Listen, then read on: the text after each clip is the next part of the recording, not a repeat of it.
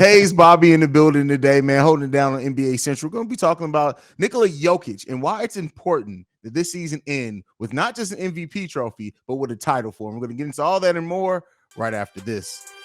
Thank you for tuning in to the number one place for your daily basketball fix, NBA Central.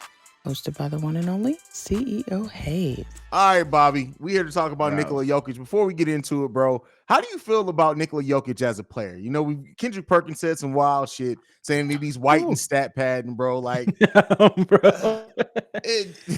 Kendrick Perkins be tripping, bro. I mean, to me personally, I feel like he's either one or two when it comes out to the rankings. If you decide, some people go with Embiid. I like to go with Jokic. You know what I'm saying? I like to believe he's the best center in the league, the most skilled big in the league. Yeah, he lacks some things here on the defensive side, but I still can't deny what the man does on the court. I do not think that he's stat padding because the numbers say so. The man, 25-0 when he registers a triple-double? Yeah. That's not stat padding. That's doing the best thing that you can do to help your team win. So I do like the play. I do believe he will go down and be a Hall of Famer. I believe it's still kind of early, but right now, bro, you can't deny that he's on the right track. I mean, lesser talent made it to the Hall of Fame, so you could definitely kind of just put him up in there real soon. Oh, for sure. And the way that I look at it with Jokic is that he's the engine that makes that Denver Nuggets team go, period. Facts. Right? They don't have any other superstar level talent around him, but he has them playing at a level that's just, you can't deny it. And I get it why some people have problems with him, and I have my own problems with certain players as well, where I can understand certain things. But to me, like Jokic and what he does, bro, like you can't really. I don't get why people hate Jokic, man. I will say though, the topic that we're here to discuss, all the MVP trophies in the world only matter to a certain amount. Like you said, I mean, they matter for getting to the Hall of Fame, and it means that you've had a great season. I don't want to take away from that. But if it don't end in a title at some point, what is it all for, bro? That's the way I look at it. Facts. Agree, man. He got to eventually get that, man, because if anybody know the historians, the people that's been following this league that love this game, you know, one of the players that's the GOAT, consider the GOAT. You know, we got young people that's, or people that's in the older generation pushing back. Michael Jordan never won 3 in a row, but he had 2 separate three-peats. And now, if you get 3 MVPs, you join the conversation with Larry Bird, Bill Russell, and Wilt Chamberlain. Bro, you gotta be able. Those are all champions. Those guys are all champions. And one of them had 11, damn it. But you at least got to go ahead and register you 1 so you can solidify your position. You know what I'm saying? Because the way that he's going to do it, just like you mentioned, even though he's not that, I mean, he doesn't have that other superstar next to him, he can put himself in that conversation with Dirk and how he did it, went on that crazy playoff run and got him that 1 championship that a lot of people holding a lot of weight to. Yeah. Especially when you look at who Dirk and then beat, and like the Denver Nuggets, I think we all know that they have the talent, but to go back to it really all, like, how, this is the way that I look at it. If you look at that Denver Nuggets roster, where would you rank that roster without Jokic?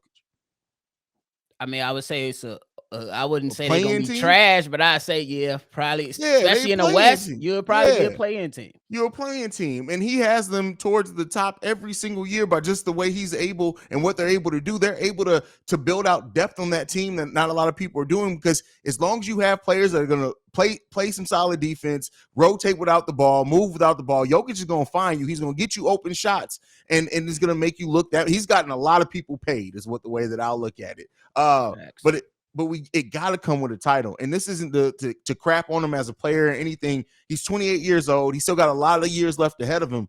But I look at it and say, hey, all these MVPs are cool, but you got to get some postseason trophies as well. You got to get there. And, you can have all the regular season success in the world, and you'll be looked at as one of the greatest regular season players ever. But if you can't get the job done, eventually at some point, people are going to start putting that on Jokic. You are the motor of the team. You're what keeps that team going. And if you can't get over the hump and get to winning a title, you got to hold that bag as well as the positive when you look at things like that, as long as how this team's built right now. What do you think about that?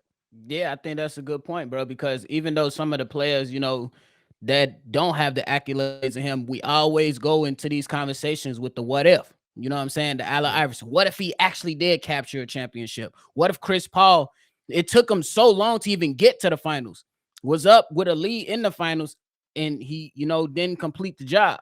Now it's still, damn, Chris Paul really needs a championship. We talk about Yeah. players that still got a few years ahead of him, and Damian Lillard. Bro, leave Portland. Go get you one. We see Yeah. you putting up 60-point performances, going on crazy scoring streaks, averaging 35 or 40 points, going crazy. But what gets you remember in this league and in the conversations when we talk at the drinking table, the space table, in the barbershop is who won the championship, bro. That's how Yeah. you get remembered a lot and get mentioned a lot faster than the other guys.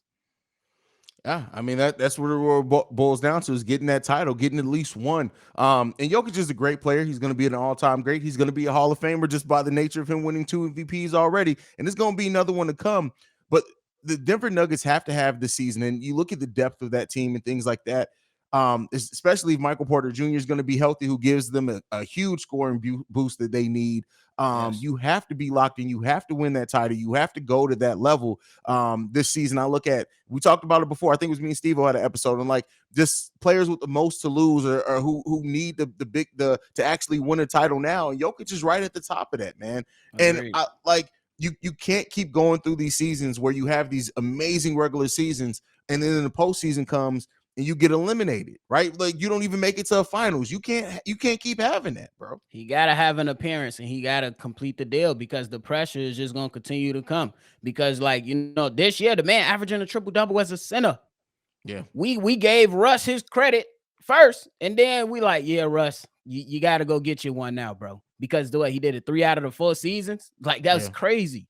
Like now you got to go and do something, because now the narrative will start to change in the opinions amongst us or others, content creators, or even just casual talkers or fans. They gonna get to talking about you, bro. Like, yeah, you perform well in the playoffs, but you gonna shrink when it all matters. Hence why a lot of people give James Harden slack. He showed out in the regular season, but never could get it done in the postseason. He will begin to join that group of players. Great point there. And then especially like you look at them last season, getting eliminated in the first round, bro. Like you can't have that. Like again, they got eliminated by who ended up going on and winning the title. But Right. like you cannot have another MVP season in my mind and you get eliminated in the first round, because at that point, what are we talking about? What are we talking about? And I do think that you're going to see that MVP voting start changing now. I think people forget too, like the voting of the MVP is already weighted per storyline. And the storyline right now this season is, can Jokic win his 3rd in a row? And I get that. But if you don't get it, right or wrong, I'm not saying it's necessarily right, but right or wrong, this is what happens. You don't keep getting over that postseason hump. Those storylines, the MVP voters, they're going to start looking elsewhere, bro. Facts. Because as I mentioned before, bro, Larry Bird won 3 in a row. And in those years he won the MVP, he won championships. You got to get you one, bro. You got to get one, at least to cap off all that success.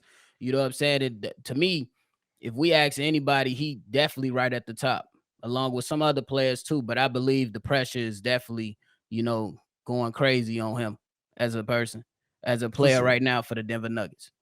For sure. When you look at the Western Conference specifically, who do you think is the biggest threat to the Denver Nuggets and their chances of making it out the West? Number one is still going to be Golden State. Like, they got all the experience, they got the coaching, and they know that these guys can go bombs over Baghdad on any given day. And then I think the number 2 team to me will be the Phoenix Suns. If they can I think the thing with the Phoenix Suns with me is that they have to keep DeAndre Ayton involved. You know what I'm saying? You just can't say KD go, Devin Booker go. You got to have some type of flow and some type of consistency when you play basketball, and you can't expect him to be the anchor of the defense, and then turn around and not let him get no touches to feel good about himself for the duration of the game. They got to find a ways to keep him involved. And I think that's it's a tall task, but I believe with having a point guard who needs to be healthy as well in CP3, he needs to recognize that and get him involved, keep him involved. Yeah, I hate that they try to make like DeAndre Ayton ain't Tyson Chandler. Like Tyson Chandler was fine getting 2 possessions, offensive possessions a game. That's not DeAndre Ayton, and you shouldn't want to make him that. He has so much potential on the offensive side of the ball, albeit he is an inconsistent player. I'll give him that.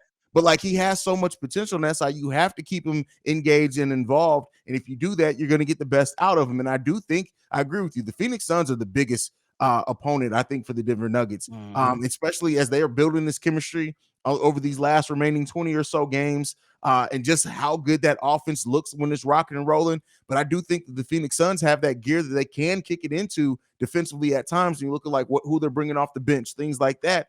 If they do it, it's about to be a dangerous team come postseason. It's definitely gonna be dangerous because, like when we continue on to talk about them, you think about somebody, in the playoffs, it slows down. Is really just a lot of half court stuff. You know what I'm saying? So a guy that's really, really good in the pick and roll is Chris Paul as a master when it comes to the pick and roll. And then you got two assassins from the mid range and one who can give you damn over 30 points with just 17 attempts, and Kevin Durant.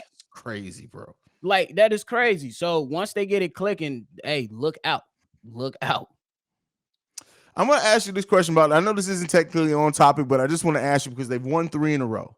The Minnesota Timberwolves. Are you concerned at all about them in the postseason? Keep in mind, Cat's still out. Are you worried about them at all? Do you think they can make some noise? They've won 3 in a row. They're now out of the play-in into the actual playoff area. Are you worried at all about the Minnesota Timberwolves making some noise in the postseason?